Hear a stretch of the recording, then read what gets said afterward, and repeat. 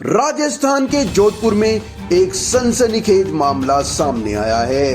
अपनी बेटी की लव मैरिज से आहत होकर एक माता पिता ने रेल के सामने आकर खुदकुशी कर ली।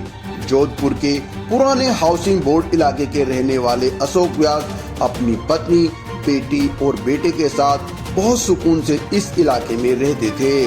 उनकी 21 साल की बेटी सेजल जो कॉलेज में पढ़ती थी, उसको एक दूसरी कास्ट के लड़के से मोहब्बत हो गई और दोनों ने अपने माँ बाप की मर्जी के खिलाफ शादी कर ली।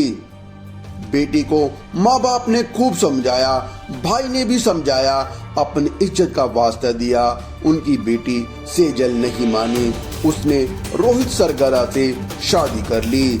शादी करने के बाद सेजल ने अपने माँ बाप को भी नहीं बख्शा और उनके खिलाफ एसपी ऑफिस में शिकायत दर्ज करा दी। सेजल का भाई भी इस सदमे को सह नहीं सका और वो भी घर छोड़कर चला गया। इस घटना से अशोक व्यास और उनकी पत्नी मीना को इतना गहरा सदमा लगा कि उन्होंने रेल के सामने खुदकुशी कर ली। जिस बेटी को माँ बाप भाई ने लाड प्यार से पाला, उसकी परवरिश की, उसके नखरे सहे, उस लड़की ने ही अपने माँ बाप की हत्या की सबब बन गई। पुलिस ने रेलवे ट्रैक से अशोक व्यास और मीना का शव बरामद कर लिया।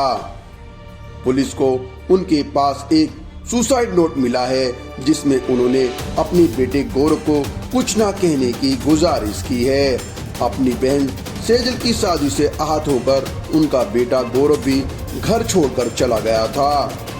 एसपी ने अशोक व्यास और मीना को अपने ऑफिस में बुलाया था। एसपी ऑफिस में सेजल ने अपने माँ बाप को और माँ को पहचानने से इनकार कर दिया।